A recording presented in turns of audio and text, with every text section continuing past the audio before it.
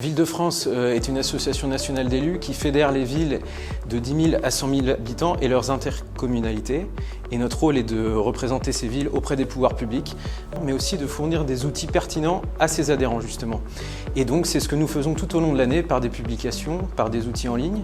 Et donc à ce moment particulier de l'année qui est cette année électorale 2020, où de nombreux maires se représentent, nous avons souhaité avec le cabinet d'avocats Claes et Associés publier un document très opérationnel sur les questions qui se posent dans cette période particulière pour un élu qui est aussi candidat à cette élection municipale.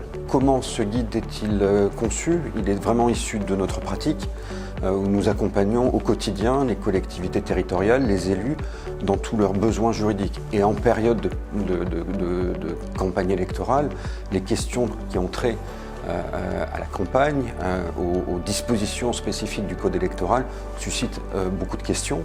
Et donc il était assez naturel que cette pratique, issue pour beaucoup de notre expérience de la jurisprudence, c'est-à-dire de ce que les juges peuvent décider en la matière, se retrouve dans un guide très opérationnel, vraiment issu de ce que l'on appelle la jurisprudence. C'est comme ça que l'on peut détecter la manière dont, en cas de contentieux, les juges vont pouvoir appliquer les dispositions du code électoral qui concernent plus spécifiquement le financement des campagnes. Il n'y a pas de différence entre la communication digitale et ce qui était la communication traditionnelle. Il n'y a pas de différence d'approche.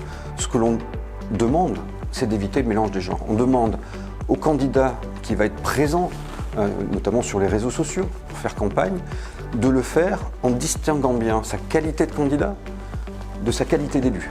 Et donc, le premier conseil que l'on donne, c'est d'éviter tout lien, tout renvoi entre un compte du candidat et les sites ou les comptes de la collectivité. C'est ce mélange-là qui peut être dangereux, c'est ce mélange que l'on essaye en tout cas de détecter pour bien scinder les choses.